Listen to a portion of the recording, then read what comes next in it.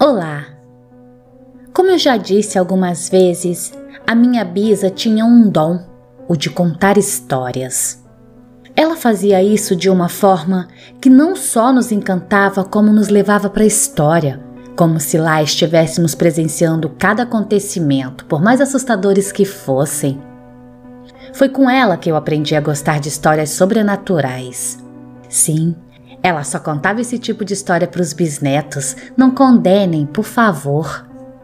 Todas as vezes que eu envio uma história ao canal e ouço pela voz da narradora Luísa, é como se eu tivesse de frente para minha bisa Paula. Na voz dela, toda a história vira um conto lindo. Então vamos a mais uma. Era uma tarde ensolarada do mês de agosto do ano de 1936, quando seu João, chofer de carro de aluguel, depois de ter dado várias voltas em busca de um passageiro, finalmente viu o aceno de uma jovem senhorita.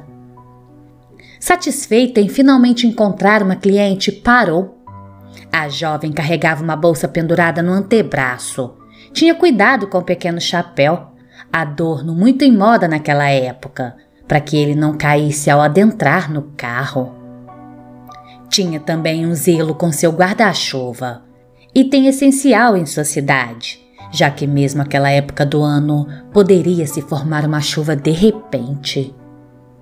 Muito educada, a moça solicitou ao chofer que a levasse até a basílica e que lhe fizesse o obséquio de aguardá-la, pois faria uma oração e já retornaria para o carro. Desejava fazer um passeio pela cidade também.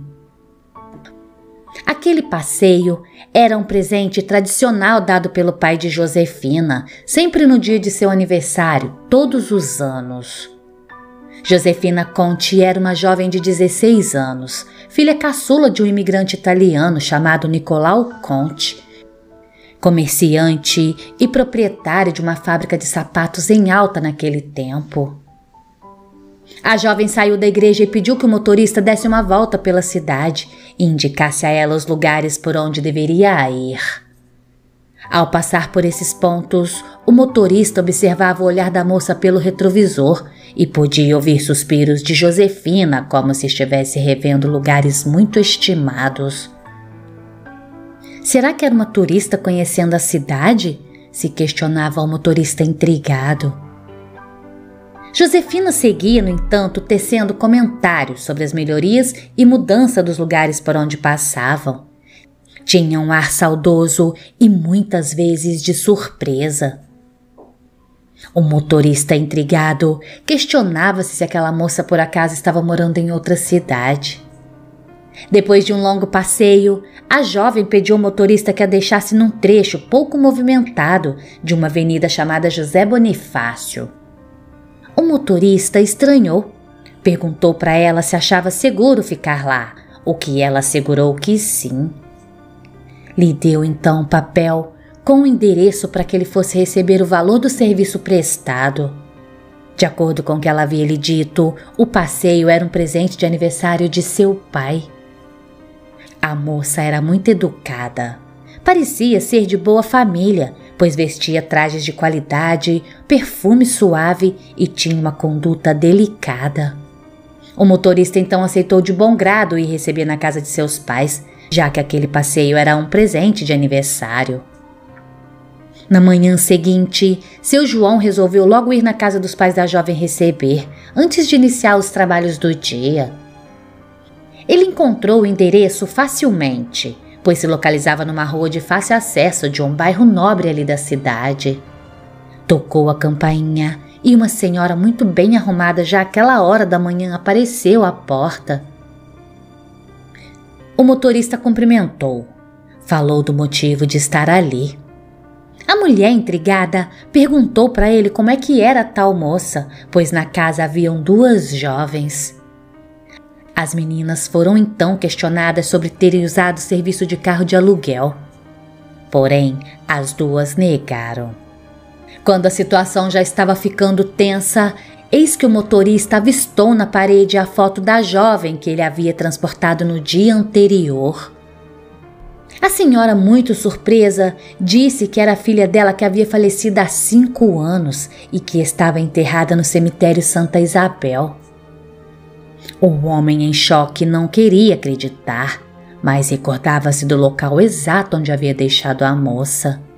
Era na rua, um quarteirão antes do cemitério.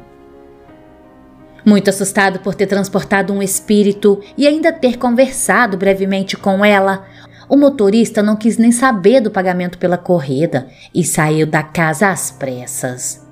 Mais tarde, ele teria precisado de atendimento de emergência, porém foi liberado do hospital no dia seguinte. Quando ouvíamos essa história da minha bisa, morríamos de medo, porém adorávamos, era uma das mais pedidas pelos meus primos. Luísa, a Josefina Conte faleceu aos 16 anos, no ano de 1931, de tuberculose, doença que não tinha cura na época. Depois que passei a escutar seu canal e outros com a mesma temática, tomei conhecimento de que em muitas cidades tem a lenda urbana da moça do táxi. Contanto, a nossa tem nome, sobrenome e endereço da família, assim como o túmulo dela, que também é muito conhecido. Inclusive, ela é até mesmo tida como milagreira, e lá no túmulo dela são depositados flores, velas, bombons e até mesmo placas em agradecimento por graças alcançadas. Tem mais um fato curioso. Após o falecimento de Josefina, o senhor Nicolau mandou fazer em Roma uma foto dela para incrustar no mármore, a típica foto de lápide. Quando voltou de lá, a foto veio com um broche de carro na blusa de Josefina, o que não constava na foto quando foi enviada. A paixão daquela jovem por passeio de carro transcendeu sua morte. Aquela fascinação é compreendida se pensarmos que os carros de aluguel, o que chamamos hoje de táxi, não eram comuns na época. Somente os mais abastados tinham o privilégio de usufruir. Existe um fato menos conhecido, mas também atribuído a Josefine. Trata-se de uma invasão à antiga casa de seus pais. Conta-se que uma parente que morava nessa casa ouviu um barulho durante a madrugada. Ela levantou-se e desceu imediatamente para o pavimento inferior, com o intuito de verificar o que estava acontecendo. Lá, ela se deparou com uma jovem na sala. Essa falou para ela que voltasse para o quarto e que se trancasse, o que a senhora fez no mesmo instante. Pela manhã, a mulher se recordava nitidamente do que pensava até então ter sido apenas um sonho. Porém, ao descer, se deparou com a porta da casa arrombada. Os móveis estavam todos fora do lugar. Porém, ao conferir, percebeu que nada havia sido roubado.